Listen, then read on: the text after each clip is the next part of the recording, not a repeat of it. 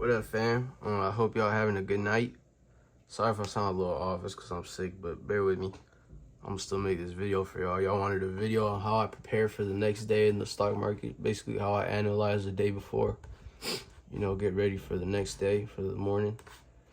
I'm in Cali, so it's Pacific time, 7:30 p.m. Stock market opens at 6:30 a.m. And the stock market, like pre-market, before it opens, it starts to move at 1 a.m., 1 in the morning. So sometimes I'll stay up to see if it, goes up or down and hits like a price target. Sometimes it'll jump or create a gap or something, So that way the next day I already wake up, kind of know what's going on. It's just easier because I only trade in the mornings, really. 1 or 2 trades in the morning, that's it. So I'll be on from like 6:30 to 7:30. Sometimes 8, very rarely 9 o'clock. But anyways, I'm gonna make this one quick. So this is just an example of what I look at. I know it's a lot. I mainly trade SPY. That's why there's a lot of different key levels and stuff. But starting off, I like to look at larger time frames for basically anything. I always look at larger time frames. And then from there, I narrow it down. Because when you look at a larger time frame, you can kind of tell where prices trying to go. Like right here, you can see we're starting to be rejected off this this key level, and we're starting to come down. We might bounce back up off this other key level that I marked right here. There's a lot of resistance right here. It's used as resistance and support. When it's used as resistance and support level, I just call it a key level. So this is a key level right here. Nvidia, we're looking at Nvidia right now. It's at a key level, so we could bounce or break below. But I don't really care about Nvidia right now. I care about SPY. SPY is at a very strong resistance level. We just broke below that resistance level. So we can see that we're already starting to get a bounce right here from this other key level right here. You can see there's another key level. Resistance, resistance, support, resistance. So after we kind of get a feel where we're going, you see we bounced on with the daily time frame. I want to narrow it down to 4 hours. See, we're starting to get a bounce right here. That still looks kind of bearish though. We might create a little bear pennant, like something like this. A little bear pennant right here. And break below that and continue to the downside. Or this might be a reversal candle and we could bounce back up to the upside. So anyways, we could go either up or down from here now. Let's narrow it down to even smaller time frame.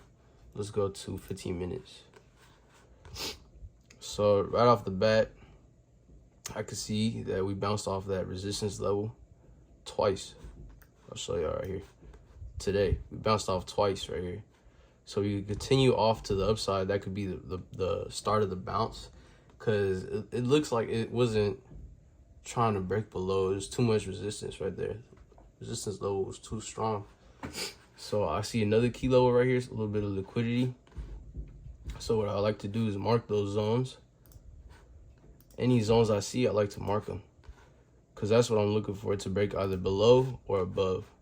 So we look for basically support and demand. So that would be support, and demand would be down here. There's probably another demand if I zoom all the way out, but I'll have to go all the way out over here. And there is, right here. There's a resistance right there. And it's used as support, resistance. And then we broke above right here.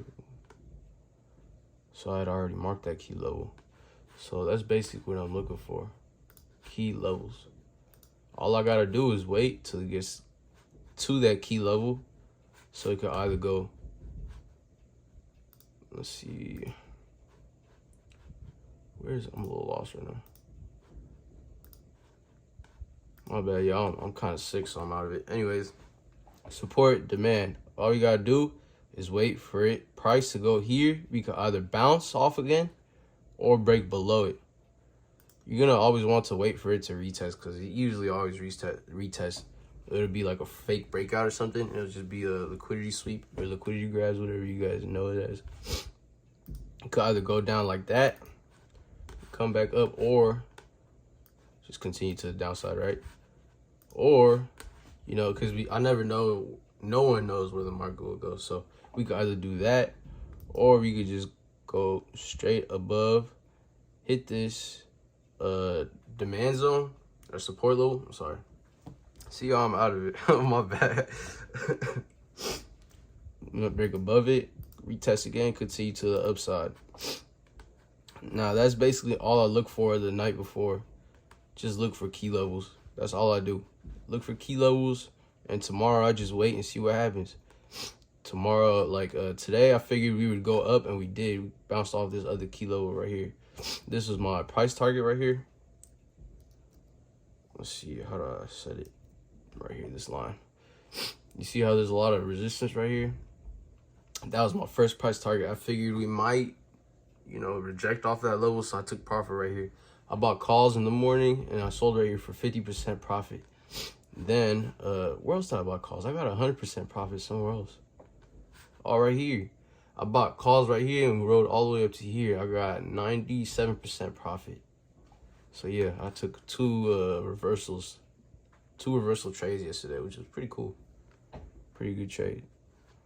So yeah, all we gotta do is wait and see what happens tomorrow. After we set our key levels, you know, we wait for price to go all the way up here. This would probably be my entry for calls tomorrow. This level right here, 422.81. That would be my call entry, and I'd wait for it to get all the way up to this level, and I'd probably sell right here. Or if it looks like it'll continue to go up, I'll just add more contracts, you know, size up on my position. I always size up to winners, never losers. So yeah, that's basically it. That's how I analyze the market. I just look for key levels, and I just wait the next day, see what happens. You know what I'm saying? It's easy stuff. Right here, what is this, Meta? I see there's a lot of resistance right here.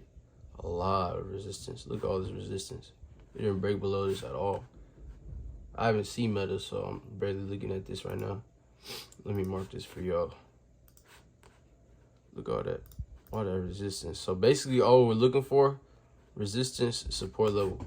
Supply and demand. That's all it is, supply and demand. This is the easiest way. Supply and demand. You know what I'm saying?